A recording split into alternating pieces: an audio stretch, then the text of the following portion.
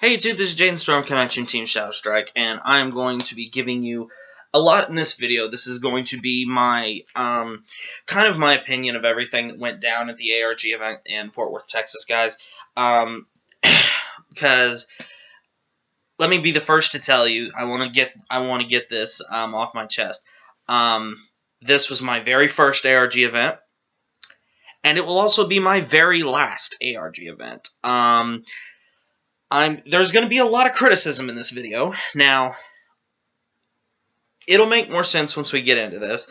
But ARG, now, if ARG, Alter Reality Games, and question, if just putting this out here, I'm not saying this is going to happen, but if someone out there is real close friends with someone who's really well known in the ARG world, if you have something to say to me about it, feel free to. I'm not worried, because I said something at the ARG to somebody and they were like, what if, you know, Robbie Cole or someone else hears that? I don't give a fuck, okay? I really don't, you know. I don't understand why someone thinks they win one big tournament and all of a sudden in our community they're supposed to be looked at as a god. It's like, you're a fucking person, you won a card game tournament. Get a life. Now, don't get me wrong, I love playing Vanguard, I love playing card games, I love competition, but at the end of the day, it's a game. It's not your job, and if you consider that your one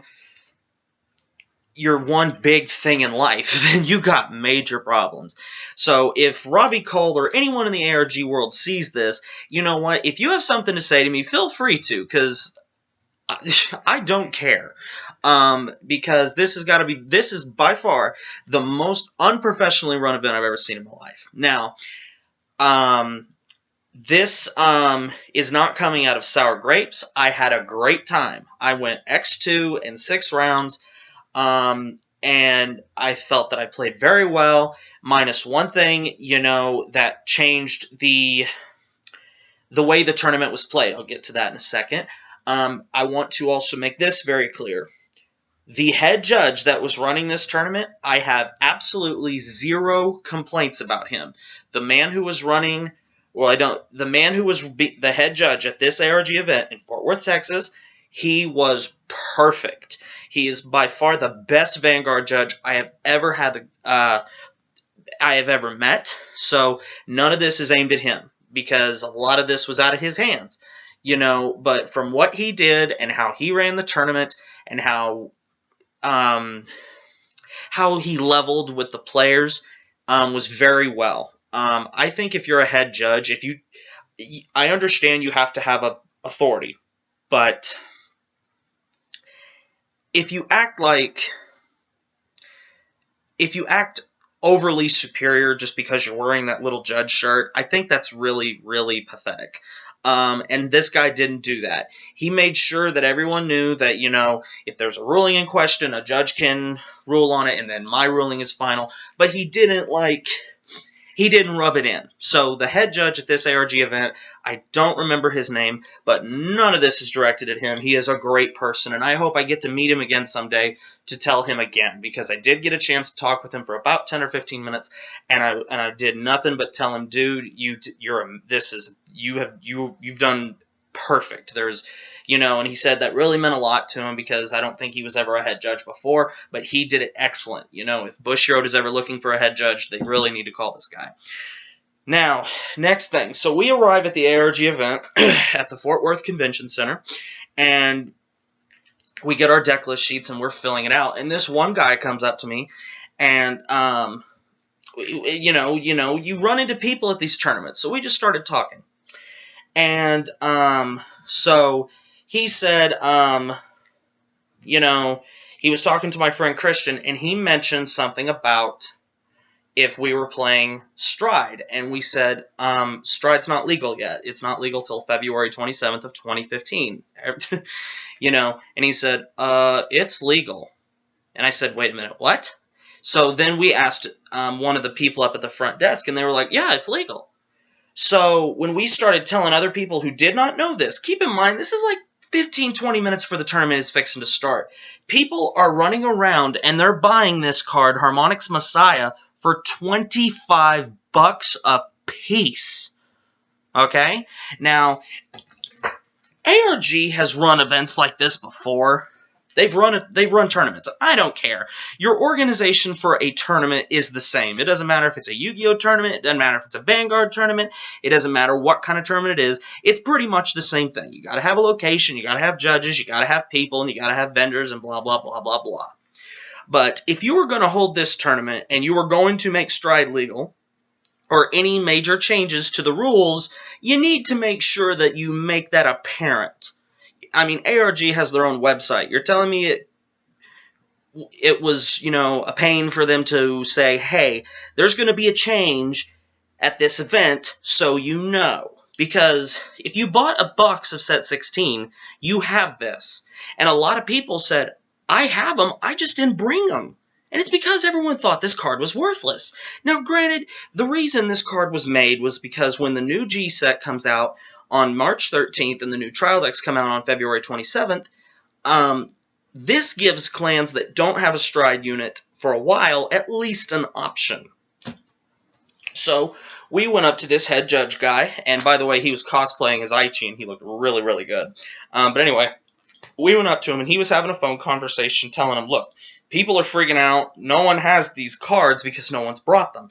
I fortunately had my 4 in... I had 5 in my binder, and I gave one of them to one of my other teammates. And so I literally went up and said, look, I already turned in my deck list sheet, but because of your guys' inability to communicate with us, I need it back so I can put this on my deck list sheet. And it's a good thing they gave it back to me, or I would have demanded my money back and I would have left. So they gave me the deck list sheet back, and I write 4 Harmonix Messiah promo /04, you know, I put that I have 4 of them on the sheet, and then I hand it back to him, and then 15 minutes goes by or whatever, and then they're like, okay, so this is what we're gonna do. You're allowed to G-assist. Now I'll explain what that is in a second. You're allowed to G-assist in this tournament, but you're not allowed to Stride. And I said, wait a second.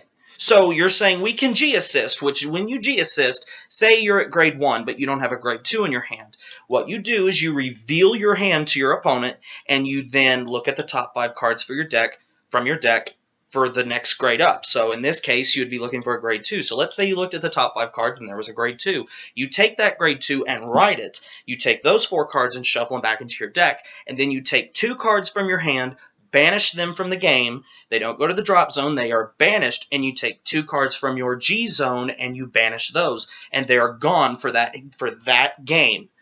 And like if you're sitting down, it was a best 2 out of 3 tournament. So after that game, those cards obviously went back to where they belonged. But for the rest of that game, they were off. They were out of the game.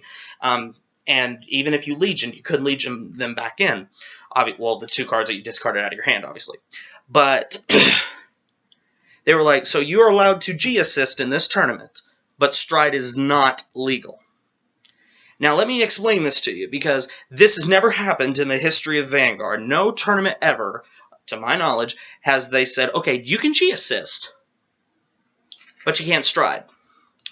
Then here's the next thing. They're like, we understand that not everybody has Harmonix Messiahs. So everybody here, you're going to have 4 proxy Harmonix Messiahs, which means essentially you have 4 imaginary cards that just aren't there, but you will say you have them. I'm sorry, that right there, I'm sorry, there's no tournament anywhere that should allow proxies, period. Now, I understand there's cases where like a card might get damaged in the middle of a round and they have to make a proxy so the game can continue. That's a different case. But they're not, I'm sorry, the fact that they said everybody here is going to get to G-assist, and don't worry if you don't have your Harmonix, everybody has basically 4 imaginary Harmonix. That is just, I don't know where to start. That is poor planning, that's poor communication, that's unprofessional, that's literally everything that you can say is wrong with the tournament. And the head of ARG, I don't remember his name, you know, you should be not allowed to host Bushiroad events, because it's things like this that give a product a bad name. Vanguard is better than Yu-Gi-Oh! In every fucking way. because this, guys, literally, I cannot begin to tell you how steamed I was. It's like, I mean, because if they would have told me beforehand, you know, okay, you'll be allowed to G-assist in this tournament, but you won't be able to stride, I wouldn't have went. And it also makes me wonder, did you guys do this from the start? Did you really just say, you know what, we're going to let them G-assist, but we're not going to let them stride? You know, because I'm sorry, it does not take that long to put something up on your website or get the word out that says, hey guys, if you're going to the ARG event for the Vanguard tournament at the Fort Worth Convention Center on February whatever, you need to know this has been, you know, this is going to be in effect. You know, and also at the same time, if you're going to play by Bushiroad rules, you have to play by all of the rules. Bushiroad states that this card cannot be used until February 27th of this year. Well, obviously it's not February 27th yet. If you're going to play by Vanguard rules, you have to play by them all. You can't say, okay, you can G-assist, but you can't stride. That's like saying, okay, this football game's getting ready to start. You're allowed to pass the ball, but you're not allowed to run the ball. That's literally what this was. This was a poorly run event, and there were some people that lost, including myself, that the only reason they lost a game is because they had to G-assist.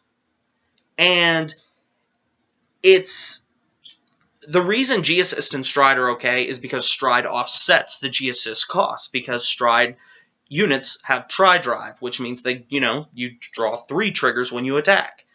Now, I don't know, you know, this isn't sour grapes, guys. I have nothing bad to say about the people I met, but as far as the tournament organizer, and the people who set this up, they literally, congratulations, you made the worst tournament possible. You know, I don't know if you were like, okay, we're having a Yu-Gi-Oh! Tournament Saturday, and then we're having another one Sunday, and then we're going to have the Texas State Championship on Sunday as well. Let's just try and milk some more money. I don't know what it was. I don't know what ARG's, you know, goal here was, but they literally, you know, every player who was there was cheated. Because if you're going to play by certain rules, and you're going to play by... One second, guys. If you're going to play by a certain standard, you play by it all the time. You do not select what rules you don't want to play by. I don't care what the case is. So, this is just me saying I'm not going to be going to an ARG event again. If there's any other question that you have or that you would like to ask me about the experience, I'll be more than happy to tell you. But I literally have no wish or desire to go back to an ARG event again after what I saw. This was, like, you know, last word, this was the most poorly run event I've ever seen in my life. If you're going to make G-assist legal, then stride has to be legal as well. I'm sorry. And if you don't have the cards with you, well, tough shit. You know, and as cold as that might sound, because no one was carrying these on them, then it should have been just, okay, guys, we'll just play by the regular rules instead of bending them a little bit. So, apparently rules mean nothing to ARG. So, apparently they literally just make the rules up, you know, at the last second and don't bother to get the word out. So, it's either poor planning, poor communication, or they just don't care. And it might be a mix of all three. I don't care. So, you know, whatever. I will not be going back to an ARG event ever again. So if you ever do go to an ARG event, don't expect to see me. It's ARG, you dropped the ball. So I don't know how else to say that. Whatever respect I did have for your organization, I guess, I literally have none. But anywho, so, like I said, if anybody wants to ask me any other questions, I'll be happy to answer them. And if you are someone who's real, you know, pro ARG, or you're someone who's well known in the ARG circuits, and you have something to say to me, go ahead and say it. I don't care, but because I just don't. I just don't. I don't care how many tournaments you win. You're still the same person. You won a card tournament. You're not a movie star. You're not a famous athlete. you literally just won a card game. You won a card game tournament. Whoop-de-doo. So now, but I mean, guys, if I ever win a major event like that, I'm not gonna expect to be treated any different. I mean, they had mats at the ARG with Robbie Cole, Jeff Jones, and other well-known ARG players on them. That is creepy. I'm sorry. I don't care how many tournaments you've won. That is fucking creepy. I mean, I don't know what possessed them to think, you know what, maybe someone would like to buy a mat with these guys' faces on it. They're just a fucking person. So, I hate, personally, I hate the term pro player. Because it's a card game. It's meant for fun, you know, and competition's fun, but why do we have to have labels? Why can't we just have card fighter, not pro card fighter and card fighter, you know? So, these people who are like, well, Jeff Jones is pro, well, Robbie Cole is pro, well, you know what, fuck them and their pro, you know, they're just a regular person to me, and I have met, you know, a couple of these pro players before, and everyone I've met, they literally walk around like everyone should you know, worship the ground they walk on, and I just don't understand. I just don't. So I'm, you know, I'm a regular person. You know, I've had a fortunate to meet some of the people at these kind of things who've seen my videos and they say, I really like your videos, blah, blah, blah. And that means a lot to me, guys, but I don't, I don't expect that to, I guess, make me more up there. You know, I literally just, I'm just a regular person that I love sharing my, you know, my videos, my deck profiles, my thoughts, the tricks I've learned, or just having discussions and things like that. I love doing that with you. That doesn't mean I want to be seen as one of the pro players of Vanguard. And I don't, you know, that's one of the reasons I got out of Yu-Gi-Oh! Yu-Gi-Oh! Got to be about so much of just, what, are you a pro player or not? And but it, you know, it is what it is, but that's why I play Vanguard, because Vanguard's a more fun game and the people are just more friendly. But I don't understand, you know, and some people even ask me, why do you hate Robbie Cole so much? I don't hate him. He's not worth my effort to hate. He's not really worth any effort. But it's the fact that he's done decent at Yu-Gi-Oh! Making videos or winning in a regional here or there or whatever, and then he just decides to jump over to Vanguard and he immediately assumes that he knows everything about the game after he picks it up. Well, I got news for you, Robbie Cole, and this is coming directly from me. I've seen your videos, I've seen your play styles on the matches you've done, and you have no idea how strategy works in this game. If you want proof of this, guys, go look at his channel, and there is a Perdition match, and he plays literally a Perdition Rebirth deck against this other guy who's playing just regular Perditions, and it is literally a 14-15 minute match of these two sitting on Legion Overlords and attacking each other, never calling rear guards. Literally, that's what it is. So, Robbie Cole, do me a favor and quit playing Kagero. And, you know, because, in fact, do me a bigger favor. Just quit playing Vanguard and go back to Yu-Gi-Oh! Because I'm sick of seeing you destroy clans and decks. Because as much as you claim to think you know about this game, you don't know jack. So just please, you know, that's from me to you. So, whatever.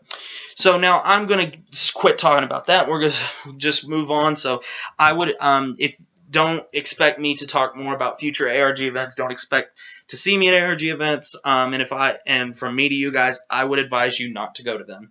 So anyway, I'm going to talk to you about the deck that I took to ARG. Like I said, I went X2.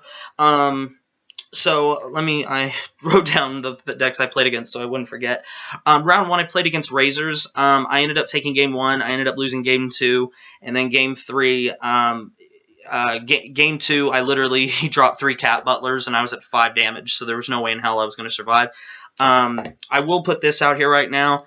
I'm not going to be doing a Razor deck profile. I'm not going to ever play the Razor Cat Butler deck again. I don't agree with this deck because I'm sorry, out of all the restanding Vanguards that I've played, there's always at least a downside to it. You have to discard, you have to counterblast, you have to Persona Blast. There's no minus to this deck. You literally just have a Cat Butler, sack it, and restand it if you don't hit. But, I mean, the guy I played, he was nice, you know. He wasn't, you know, he didn't act like Razors were, like, you know, the best deck ever. Because in all honesty, guys, Razors would be probably solid tier 1.5 if they didn't have Cat Butler. But, I literally just... And the only reason I lost Game 3 was I had to G-assist, and I lost those 2 cards, and I could just never recover from it. So basically at this tournament, if you G-assisted, you lose. You lost. You losed. You losed. So, and then round 2, I played Blaster Joker. The Blaster Joker match was pretty good. I 2-0'd him. Round 3 was Abyss. Went to game 3. This game, literally, guys, I think between both of us, 7 heal triggers were hit. This game lasted literally the whole 40 minutes that the round was allotted. This was the second match that I did lose. It was literally a grind game, and he trigger sacked. You know, trigger sacking happens. It's Vanguard. And then round 4, I played Deleters, 2-0 there. Deleters is a pretty... Don't take this as an insult if you're a Deleter player. It's a pretty straightforward match if you know how to play against it. Round 5, my opponent didn't show up, so I won the match by disqualification. And then round 6, I played a Dragonuit deck that was mixed with Dauntless. And that went to 3 games. So I ended up going X2. I had a lot of fun, you know, meeting the people and hanging out and all that. But as far as the way the tournament was run and all that was the part that just, you know... But anywho, I had a lot of fun meeting the people, got to meet a lot of cool people, and I got to hang out with my friends. Me, Sam, Christian, Ryan, and my other friend Scott went, and I enjoyed traveling with those people. I'm going to talk about them for just a second because they deserve to be talked about. I don't think I've talked about Scott a whole lot, but Scott is, he's a really cool guy once you get to know him. I really enjoy being around him. He's a pretty straightforward guy. He is pretty fun. He's a really intelligent guy. And plus, he's a comic book superhero freak like me, so we have some pretty good conversations. I think everyone should have a friend like Scott. Just the guy that he's not...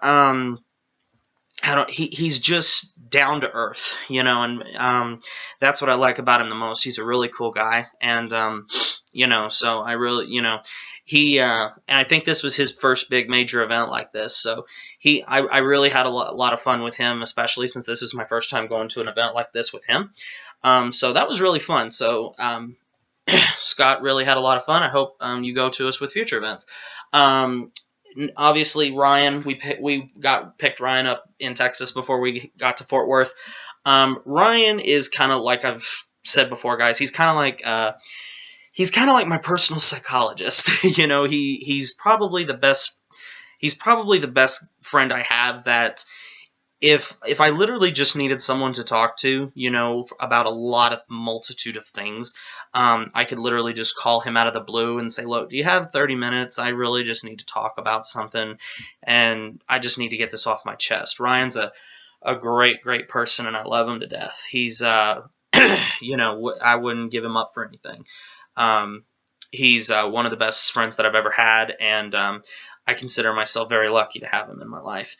And then, you know, we go to Christian, and Christian, you know, he's a very unique individual, you know. I'll admit when you know, he looks at the world as just probably with just a lot of enthusiasm, if I can put it like that. His greatest quality is also sometimes something that just maybe irritates some people around him, and that's his stubbornness. Now, in all honesty, his stubbornness is a really good quality in some cases, because sometimes even when people tell him things aren't going to work, he sticks to them, and he sticks to his guns, and he doesn't quit. and he did that in Yu-Gi-Oh! With a certain archetype of his that he loved called Crash Bugs. I can't even begin to tell you, people, how many times people told him, Christian, Crash Bugs are terrible, you'll never do anything with them, and I was so happy for him when he finally topped a regional with them. And also, Robbie Call, you pretty much slapped him in the face with that little sorry-ass excuse of a deck profile you gave him on your channel. So, you know, fuck you. Christian worked his ass off to make that deck as good as it did, and take it from someone who play-tested against that deck a lot. It was pretty amazing how he took an archetype that pretty much no one knew about, you know, minus a handful of people, and made it good. So... you know, sometimes, you know, Christian really does amaze me, because he literally is just, he's a very special friend to me, and there's, you know, sometimes, you know, he just, he still amazes me, just because, you know, that stubbornness of his will it will come through, and you're like, wow, this guy just doesn't quit. You know, if Christian were to die tomorrow, you know, knock on wood, I hope that doesn't happen. I think it should be written on his tombstone that this guy never quit. This guy literally gives everything 110%, and he gives his friends 110% too. He's a great friend. He's always there for his friend, and Christian, please never think that your friends don't appreciate you, because I know we all do. And then lastly, Sam. Sam is kind of like my big brother. You know, in a way, all these guys are. But Sam reminds me in so many ways of just myself at times. He's so laid back. He's a great guy, and we have gotten so much closer over the last 6 months, and I consider him one of my best friends. He is literally... Some days when I could just be having I can have a complete bad day, and then if I go to my locals that weekend and I see Sam and talk to him for a little bit, I just instantly feel better. And that can be the same case with a lot of people, but Sam is just one of those people who just always seem to help make me feel better. I love him to death, as I do all my friends. So, Sam, you know, thank you for I guess being my friend. So, and thank you for all four of you for going on this trip with me. I hope you all had a blast. I know I did, and I can't wait for the next thing to come. I know Team League is May 30th, I believe, and it's in Pasadena, Texas, and we will be most likely going there. So if you are planning to go to Team League, you might see us there. So if you do, I know that's a long way away, considering this is, you know, February 10th, but if you are planning on going Team League, you might see us there. Well, you probably will see us there. So anyway, guys, I'm going to get to this deck profile now. If you do know me, chances are you know what I took to this tournament, and I took Perditions. So this is probably a deck profile you guys were wondering when I was going to get around to doing it, but the reason I hadn't is because I didn't want to share my deck profile before I went to the event. So I literally was waiting till after ARG to bring this to you, and then I could also do this, because I did the same thing with my Chaos Breaker deck profile after the last Team League I went to. So let's get into this deck profile, guys. So anyway, let's just yoink. So, alright guys, so I took Perditions, I went X2. This deck is very, very good, guys. This is probably the best Kagero, one of the best Kagero deck that we've had yet.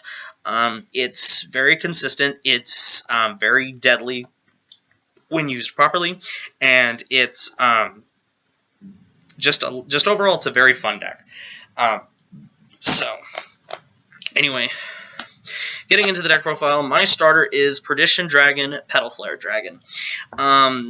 Basically, when a Grade 1 Kagero rides him, or when a Kagero unit rides him, you can slide him out. And then when you Legion, you can shove him in the soul, and whenever your Vanguard's attack hits, you can destroy a rear guard. So you can use this with your Overlord Legion and really mow down your opponent's field. Now, some people might ask, why didn't you play Red Pulse? The reason is you want to conserve your counterblast in this deck, and I see my grade 3s pretty frequently with this deck, so I decided to go with this for the better option, and I didn't regret it. This by far was the right choice. So, Petal Flare. For the starters, we play 2 Buster Rain, 2 Apalala, 2 Tar, and 1 Blu-ray for 7 critical triggers. So 7 crit, 4 Gatling Claw Dragon, and 1 Red Gem Carbuncle for 5 draw triggers. And then we run 4 Perdition Dancer Agathea for 4 heal triggers. So I went with a 7 crit, 5 draw, 4 heal lineup, and it was the right call. The crits showed up when I wanted them to. The extra draw trigger added more consistency, and, you know, heals are heals. So,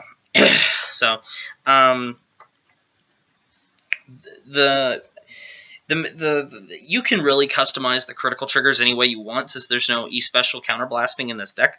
The only thing I would recommend is for the draw triggers, I would definitely play Gatling Claw, just so you can deal with problematic starters. So.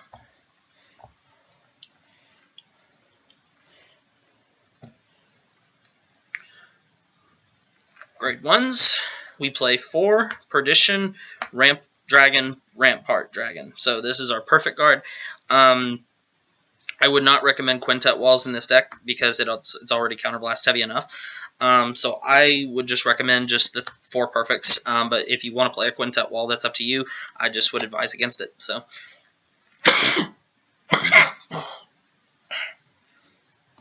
Excuse me, guys. Let me get up.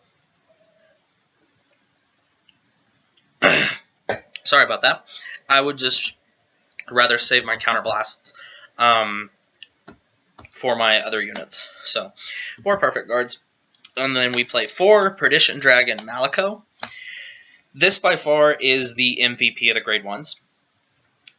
Basically, whatever column he's in, if a rear guard is ever retired, I'm gonna make sure I have the wording there right.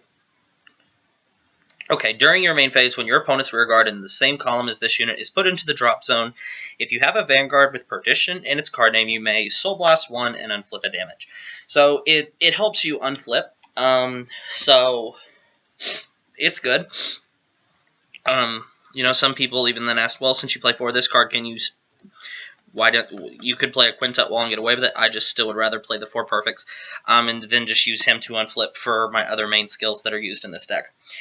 Then I play 3 Dragon Monk Gojo. This is pretty much a staple in Kagero. It literally can fit in almost any Kagero deck, and it's pretty much, these cards are really good with Legion because you can use it to fill up your drop zone, and it's a good first turn ride if you're missing a card or you just want to drop that extra copy of something and try and draw for something else. So, 3 Gojo, and then 3 Perdition Dragon Knight Gia. This is the 10k attacker for Perditions. This can just give you a little early rush power, and it can also just give you another attacker to deal with, and also it's a 7k boost, so it's still good there. So.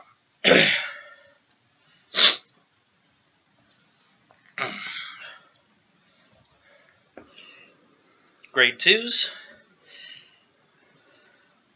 We played 4 Perdition Dragon, Whirlwind Dragon. So, this is the Perdition 12k attacker, and the artwork on the 2 Legion rares I have is absolutely beautiful. I love the Legion rare on this card. So, 4 Whirlwind Dragon. Now, this was something I changed at the last second, and it's good, you know, and even though it did hurt a little bit, but I only played 3 copies of Perdition Dragon Dragonic Neoflame because I wanted to I wanted to have another card that would help me conserve more counterblasting, but Neoflame was still there when I wanted it. I never was not without a Neoflame, so it was still okay. I just would rather not ride this as my grade 2 unless there's a way I can Soul Blast it, you know, mainly, you know, with Malico, so it was available for when I wanted my Overlords, but the 3 Neoflame was fine. And then for the rest of my grade 2s, I played 2 Perdition Dragon Knight Menace Laser, Perdition Dragon Menace Laser. Whenever he's called to the rear guard, you may counterblast 1 and retire a card in the same column as him. And if you play him with Malico, then you can basically get it off for free. And also, one thing I did mention, Malico combos also with Gatling Claw, so if you have Malico behind in the same column where your opponent puts their starter. Usually it's right behind their Vanguard. You can use Gatling Claw, Counterblast 1, put it in the Soul, destroy their starter, then use Malico's ability to Soul Blast the Gatling Claw and unflip the damage. So you can put the Gatling Claw in the drop zone so you can Legion it back in, and you basically can unflip the damage you paid for it. So, you know, I was playing originally 4 Whirlwind, 4 Neoflame, and 3 Menace Laser, but I decided to cut 1 Neoflame and 1 Menace Laser and play 2 copies of Perdition Dragon Knight Ilham. Now, this card is literally in here just so, because it's another skill I can get off that I don't have to counterblast for. I think it's a her. Yeah, him, her. Its ability is whenever you Legion, you can retire a unit in the same column as him. So, it is good. You can combo it with Dragon Nuit to retire another unit, and then you can also combo it just when you Legion with Overlord to clear out both your opponent's front rows if they have it. And so it's really good. It was a solid grade 2 lineup. You know, no complaints. The deck did everything I wanted it to. But the grade 2 lineup, you know, was where I was, you know, conflicted the most. You know, some people thought, you know, 3 Neoflame may not be enough, but the 3 Neoflame was there when I wanted them, and, you know, Neoflame as a rear guard is still a good thing, because I can't tell you how many times I would literally just go 9 to their other front row and then counterblast 1 to wipe out their back boosters. So, solid grade 2 lineup. And then obviously for the grade 3s, we play 4 Perdition Dragon, Vortex Dragonuit. So, obviously he Legions with Whirlwind Dragon. So, his ability, Seek the Mate, Legion. When you're Legion, you may Counterblast 2 and drop a copy of Vortex or Whirlwind and destroy 2 of your opponent's rear guards, and they take a damage, and if they hit a trigger on that damage check, it is nullified. And also, he has another ability. Whenever one of your opponent's rear guards is put into the drop zone during your main phase, he gains plus 3,000. So when you use his Legion skill, he'll immediately gain plus 6k. And then if you combo it with, say, your Ilham, he'll get another 3, so he could get possibly another 9,000 power, or even more if you use other skills. So this is pretty much Blazing Flare Dragon, if any of you remember that card. It's pretty much Blazing Flare Dragon, Vague, Drag Ruler, all rolled into one.